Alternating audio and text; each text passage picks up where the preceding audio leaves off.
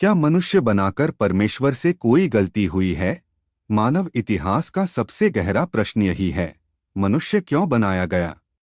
जब हम संसार में पाप, अन्याय, युद्ध, दुख, बीमारियां और मृत्यु को देखते हैं, तो कई बार यह प्रश्न उठता है कि क्या ईश्वर ने मनुष्य को रचकर कोई गलती कर दी? यदि परमेश्वर सर्वज्ञ, सर्वशक्तिमान और सर्वप्रिय है, तो उसने एक ऐसी जाति क्यों बनाई जो पाप, अहंकार, विद्रोह और विनाश में बार बार गिरती है? उत्पत्ति 1:31 में बाइबल कहती है कि परमेश्वर ने जब सब कुछ बनाया तो उसने देखा कि यह बहुत अच्छा है। इसका अर्थ यह है कि मनुष्य को उसकी योजना और प्रेम से बनाया गया था।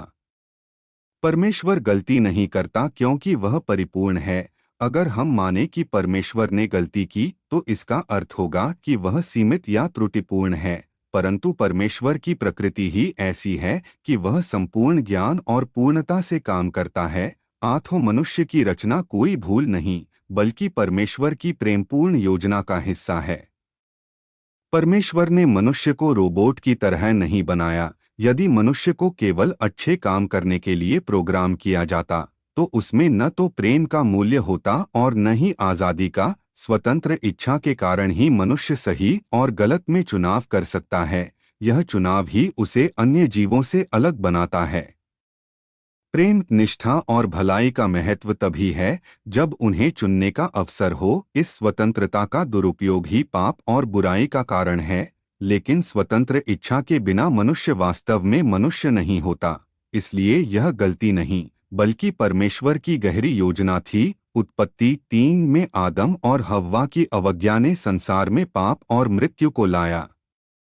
इससे यह स्पष्ट होता है कि परमेश्वर ने पाप नहीं बनाया, बल्कि पाप मनुष्य के चुनाव से आया। जब मनुष्य परमेश्वर की आज्ञा तोड़ता है, तब दुख और विनाश आता है। समस्या मनुष्य की आज़ादी के दुरुपयोग में है, न कि परमेश्वर की सृष्टि में। यहाँ एक बड़ा प्रश्न उठता है, यदि ईश्वर ने मनुष्य को प्रेम से बनाया, तो उसे दुख क्यों झेलना पड़ता है? दुख हमें नम्र करता है और हमें परमेश्वर की ओर मोड़ता है। जैसे सोना आग में तपकर शुद्ध होता है, वैसे ही दुख मनुष्य को आत्मिक रूप से परिपक्व करता है।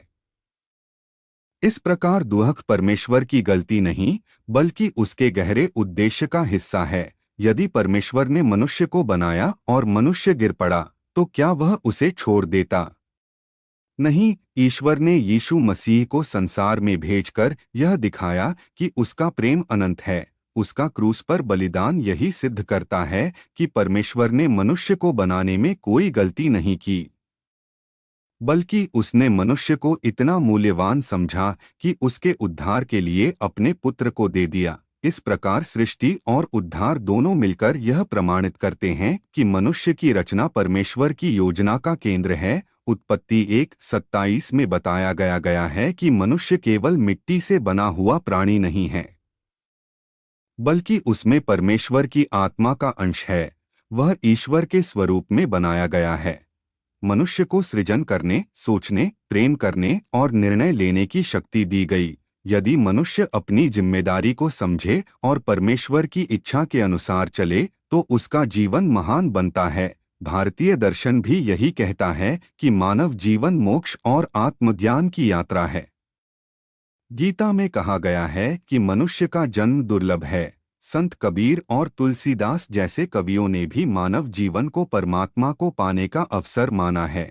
इसलिए दार्शनिक दृष्टि से भी मनुष्य की रचना कोई गलती नहीं, बल्कि ब्रह्मा का विशेष वरदान है। यदि परमेश्वर ने मनुष्य न बनाया होता, तो प्रेम, करुणा, भक्ति और प्रार्थना का अनुभव न होता। कला, संगीत, कविता, विज्ञान, समाज और संस्कृति का कोई अस्तित्व न होता। ईश्वर का प्रेम कभी प्रकट न होता।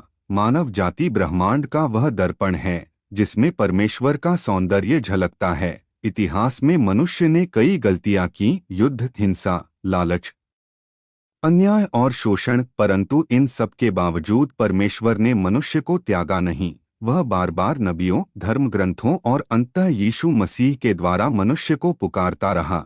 यह दर्शाता है कि सृष्टि कोई भूल नहीं थी, बल्कि प्रेम और उद्धार की अद्भुत योजना थी। परमेश्वर ने मनुष्य बनाकर कोई गलती नहीं की है। परमेश्वर ने मनुष्य को प्रेम से बनाया, उसे स्वतंत्र इच्छा दी ताकि वह प्रेम को चुन सके। पाप मनुष्य की अवज्ञा से आया, न कि परमेश्वर की गलती से। कष्ट जीवन का शिक्षक है जो हमें आत्मिक रूप से परिपक्व बनाता है।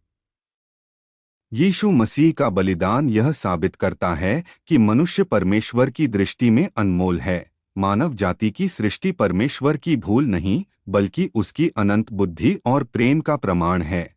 मनुष्य की रचना परमेश्वर की दिव्य योजना है। यदि हम उसे समझें और उसके साथ चलें, तो हमारे जीवन का अर्थ खुल जाता है। गलती हमारे चुनावों में हो सकती है, परंतु परमेश्वर की योजना में कभी नहीं। मनुष्य के लिए परमेश्वर का संदेश यही है, मैंने तुझे प्रेम से बनाया है, तू मेरी दृष्टि में अनमोल है।